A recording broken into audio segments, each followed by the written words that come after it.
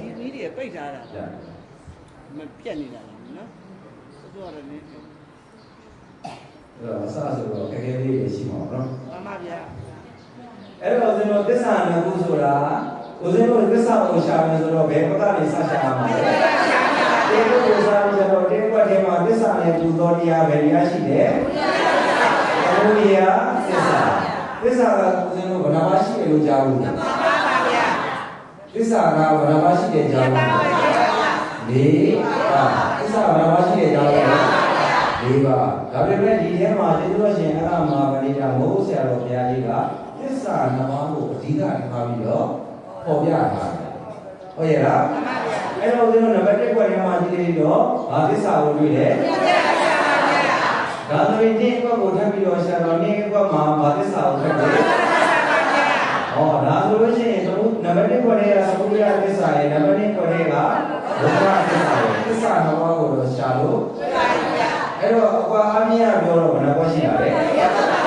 ၄ခွက်ဘယ်နှခွက်ရှိတာလဲ၄ခွက်ပါဗျာ၄ခွက်ဆိုတော့ဦးဇင်းတို့က၄ခွက်လုံးကိုဦးဇင်းတို့ကရှာကြည့်ရမှာပေါ့မှန်ပါဗျာဟုတ်ရဲ့လားအဲ့တော့နံပါတ်3ခွက်ထဲမှာရှာလိုက်တော့နံပါတ်3ခွက်ထဲမှာဘာသစ္စာကိုတွေ့ဒါဆိုရင်နံပါတ်4ခွက်ထဲမှာဘာသစ္စာကိုတွေ့ဟောသစ္စာကိုကြည့်လိုက်တော့သမုဒိယသစ္စာဒုက္ခသစ္စာသမုဒိယသစ္စာဒုက္ခသစ္စာသစ္စာနှစ်ပါးနဲ့ပဲမလုပ်တာလေနေတာပါဗျာတန်တရားနေတာကသစ္စာနှစ်ပါးနဲ့လာရမှန်ပါဗျာဟုတ်ရဲ့လားမဂ္ဂသစ္စာနဲ့ဒီရောဓသစ္စာကတန်တရားလေးတရားမဟုတ်ဘူးဟုတ်ရဲ့လားဒါကြောင့်ဒီနေရာမှာခန္ဓာရဲ့ဖြစ်စဉ်နဲ့တန်တရားလေးတာကသမုဒိယသစ္စာနဲ့ဒုက္ခသစ္စာကတန်တရားလေးတယ်လို့ဒီလိုရတယ်မှန်ပါဗျာဟုတ်ရဲ့လားမှန်ပါဗျာဒါကြောင့်လုံနေပြီးတော့အတိတ်ကာလတော်မှာလည်းဦးဇင်းတို့ကြည့်လိုက်တော့ဘာသစ္စာတွေလုံလာလဲလို့ပြီးတော့သမုဒိယသစ္စာလုံလာကမလုံလာဘူးလားလုံလာတယ်ဘာလို့လဲဆိုတော့တင်းကွက်ထဲမှာရှိနေလို့တင်းကွက်ထဲကဘယ်ကာလလဲဒါကြောင့်လုံနေပြီးတော့အတိတ်ကာလလို့ဦးဇင်းတို့ဒီလိုပြောလိုက်တယ်မှန်ပါဗျာဟုတ်လားလုံနေပြီးတော့အတိတ်ကာလတင်းကွက်ထဲမှာဘာသစ္စာကိုတွေ့ယခုပစ္စေပစ္စုပ္ပန်ကာလနေကွက်ထဲမှာဘာသစ္စာကိုတွေ့ယခုပစ္စေပစ္စုပ္ပန်ကာလနံပါတ်3ခွက်ထဲမှာဘာသစ္စာကိုတွေ့နာမမေနာဂကာရနံပါတ်4ခွက်ထဲမှာဘာသစ္စာကိုတွေ့ဒုက္ခသစ္စာပါဗျာဟောသစ္စာကိုကြည့်လိုက်တဲ့အခါကျတော့သမုဒိယသစ္စာဆိုတာအကြောင်းသစ္စာ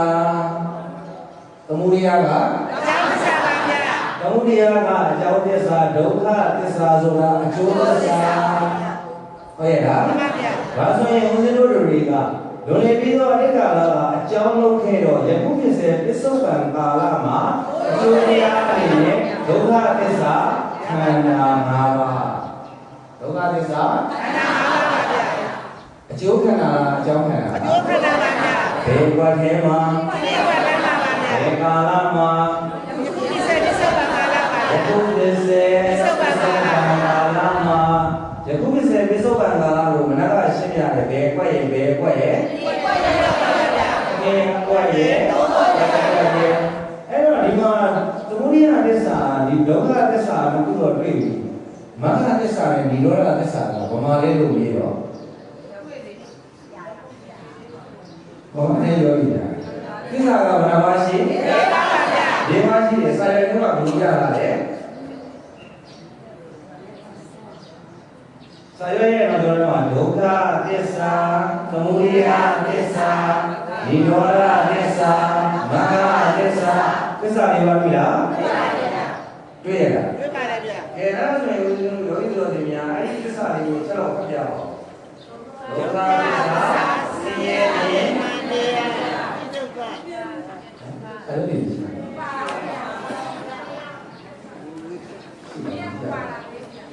အဲ့ဒီမှာပါမယ်ဒီနေ့တော့ဘုရားအဲ့တော့ဦးဇင်းတို့ဒီမှာဆရာကြီးထဲမှာဦးဇင်းတို့ယောဂီတို့ဆင်းလို့ပြောလို့ရအောင်လို့ဆရာကြီးတွေကကမ်းလာတော့เนาะဒါကြောင့်ဒီကပါလေးကိုပါကြတယ်ဘာလို့လဲမပါဘူးဆိုတော့ဒုက္ခသစ္စာဆင်းရဲခြင်းအမှန်တရားဖြစ်ဒုက္ခပြတ်ဒုက္ခအိုင်သာတရားမိတရားဟုတ်ရဲ့လားမှန်ပါဗျာဒုက္ခသစ္စာဆိုတာဆင်းရဲခြင်းအမှန်တရားဒ จิตတုကจิตတုမှာအိုင်နာမြင်ရတဲ့တရားသမုဒယသစ္စာဆိုတာဒုက္ခဖြစ်ကြောင်းအနန္တရားသမုဒယသစ္စာဆိုတာနိရောဓသစ္စာဆိုတာဒုက္ခခတ်တဲ့ဆုံးရနာမညမောပြာရိတရားနိဗ္ဗာန်ကိုညမောပြာရိတရား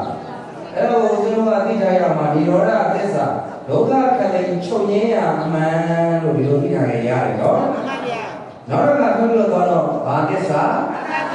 မဂ္ဂသစ္စာသစ္စာဘာမှဖြစ်သွားတယ်ပြောကြည့်ပါဦးဘာသစ္စာလဲဘာသစ္စာလဲဒုက္ခသစ္စာဣရိယသစ္စာဒီရောသစ္စာအနတ္တသစ္စာသစ္စာဘာလဲပါအဲ့တော့ဦးဇင်းတို့တွေဒီမှာဝိသတ်ဘောကစောင့်ပိုင်းနေတာလို့ဒီလိုက်တော့သစ္စာဘာနှပါးတွေဘာသစ္စာနဲ့ဘာသစ္စာကိုတွေအမှုရသစ္စာဒုက္ခသစ္စာဟောရလားဒါဆိုရင်ဦးဇင်းတို့တွေသစ္စာမူလတရားကတကယ်သစ္စာတစ်ခုကတကယ်ဆိုတာသစ္စာနှစ်ခုဆိုတာသမုဒယသစ္စာဒုက္ခသစ္စာသမုဒယသစ္စာဒုက္ခသစ္စာဒီသစ္စာနှစ်ပါးကိုပြောတာသဘောပေါက်ရဲ့လားမှန်ပါတယ်ဗျာဘုရားတော်ကအသွဲနဲ့ဘယ်လိုပြီးသွားပြီနှစ်သွဲဘာသွဲနဲ့ဘာသွဲမူလတရားကတကယ်သစ္စာနှစ်ခုကတကယ်မူလတရားအသွဲဆိုတာဘာကိုပြောတာဆိုကြပါဦးမူလတရားဆိုဒီမှာဝိဇ္ဇာနဲ့ကနာလို့ပါတိပြသစ္စာနှစ်ခုဆိုဒီမှာသမုဒယသစ္စာဒုက္ခသစ္စာသမုဒယသစ္စာဒုက္ခသစ္စာလို့ပါတိပြအတွဲနဲ့ပဲကိုရှာလို့ပြီးပြီလားပြီးပါဗျာဒါဆိုရင်အတွဲနဲ့ပဲပြီးတော့နောက်တော့ဗားလိုက်တယ်လေးခုဒါဆိုရင်အလွန်နဲ့ပတ်သက်တာကိုဦးဇင်းတို့ဘာလို့ရမှာလဲရှားမှာဘယ်ကနေစရှာမလဲဒီဘက်ကနေလောကီကိုရှားလိုက်ပါဒီဘက်ထဲမှာအလွန်နဲ့ပတ်သက်တာဘာတွေ့တေချောင်းတယ်ပါဗျာတွေ့ရလားတေချောင်းတယ်ပါဘာလို့တွေ့လဲတေချောင်းတယ်ပါဒီဘက်ထဲမှာဘာအလွန်တေချောင်းတယ်ပါဗျာအလွန်ကဘယ်နှလွန်ရှိတာတေချောင်းပါဗျာအဲ့တော့၄ပါးရှိတော့ဦးဇင်းတို့နံပါတ်1ခွက်ထဲမှာရှာလိုက်တော့အတေချောင်းတယ်ပါဘာလို့မသိဒါဆိုတေခွက်ထဲမှာပြီးတော့ဘယ်ကိုဆက်ရှာတေခွက်ထဲမှာပါဗျာဆက်တာတော့တေခွက်ထဲမှာအလွာနဲ့ပတ်သက်တာရှိလားမရှိဘူးလားမှန်ပါဗျာဘာအလွာကိုတွေ့သုဘအကျိုးတလွာတွေ့ရတွေ့ဘူးမှန်ပါဗျာဒါဆိုရင်နံပါတ်3ခွက်ထဲမှာထပ်ရှာရအောင်ခွက်ထဲမှာအလွာနဲ့ပတ်သက်တာရှာလိုက်တော့သုဘအကျိုးတလွာအလွာဘယ်နှလွာတွေ့နံပါတ်2နံပါတ်1ခွက်ထဲကဘာအလွာနံပါတ်2ခွက်ထဲကဘာအလွာနံပါတ်3ခွက်ထဲကဘာအလွာဒါဆိုရင်အလွာ3မှာတော့ရသွားပြီဘာဝရှိတာနောက်ထပ်အလွာကိုထပ်ရှာကြပါစို့နံပါတ်4ခွက်ထဲမှာနာဘဲအကျိုးတရားအလွာဘယ်နှပါရနံပါတ်1ခွက်ထဲကဘာအလွာနံပါတ်2ခွက်ထဲကဘာအလွာနံပါတ်3ခွက်ထဲကဘာအလွာနံပါတ်4ခွက်ထဲကဘာအလွာအလွာဘယ်နှလွာရဒီကူအလွာဆိုဒီမှာသေချာအလွာပြစ္ဆုတ်ရဲ့ဘုရားပြစ္ဆုတ်ရဲ့ကြောင့်တရားနာမဒုက္ခရာဒုက္ခပါတိယနောက်တော့ဆိုအောင်ဧကုအလွာဆိုဒီမှာသေချာအလွာပြစ္ဆုတ်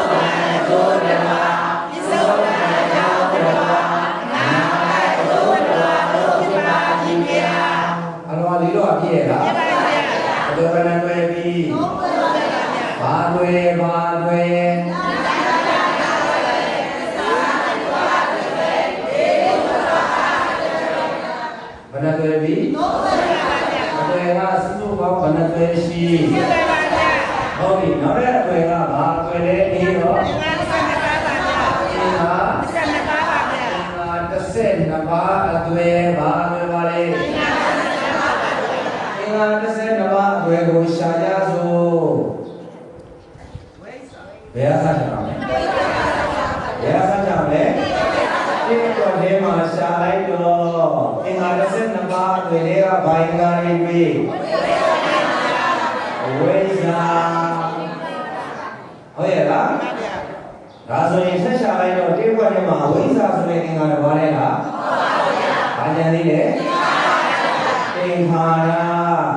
နံပါတ်1ကွက်ထဲမှာအင်္ဂါရဲ့ဒီတော့ဝိဇ္ဇာဆိုတဲ့အင်္ဂါရဲ့အင်္ဂါရဆိုတဲ့အင်္ဂါရဲ့ဘယ်နှပါးတွေနံပါတ်2အင်္ဂါကဘယ်နှပါးရှိ30ပါးဒါဆိုရင်ထပ်ပြီးတော့ရှာလိုက်တော့နံပါတ်1ကွက်ထဲမှာ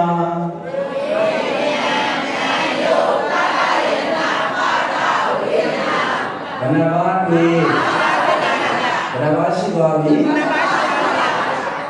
ဒီကွက်ထဲမှာအင်္ဂါကဘယ်နှပါးဒီကွက်ထဲမှာအင်္ဂါကဘယ်နှပါးစုစုပေါင်းလိုက်တော့ဘယ်နှပါးထပ်ပြီးတော့ရှာလိုက်တော့နံပါတ်3ကွက်ထဲမှာအင်္ဂါကဘယ်နှပါးရှိတဏှာဘယ်နှပါးတွေ့လဲသုံးခွက်ထဲမှာဘယ်နှပါးတွေ့3ပါးပါဗျာ3ပါးတစ်ခွက်ထဲမှာဘယ်နှပါး2ပါးပါဗျာ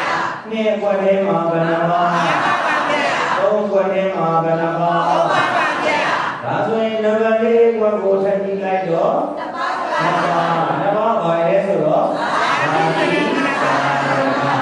ဒီနေရာမှာသရမရဏကိုတူရဲသုံးပါတယ်နော်သရရဲ့သရမရဏဇာတိကတခုသရမရဏတခုနှမျိုးပဲသုံးပါတယ်နော်ဒါကြောင့်ဦးဇင်းတို့ကြည့်လိုက်တော့တစ်ခွက်ထဲမှာ2ပါးနှစ်ခွက်ထဲမှာ5ပါးသုံးခွက်ထဲမှာ3ပါး၄ခွက်ထဲမှာ2ပါးစုစုပေါင်းလိုက်တော့အင်္ဂါ12ပါးအင်္ဂါဘယ်လောက်လဲအင်္ဂါ12ပါးဆိုဒီမှာ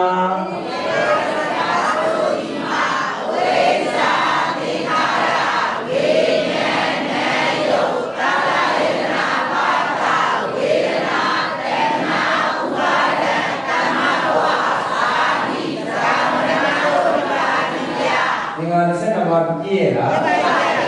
ဟောအင်္ဂါ12ပါးပြည့်တယ်တဲ့ဒါဆိုလို့ရှိရင်ဦးဇင်းတို့အသွယ်စုစုပေါင်းမနဲ့သွယ်ရပါမနဲ့သွယ်ရပါဘာသွယ်တွေဘာသွယ်တွေ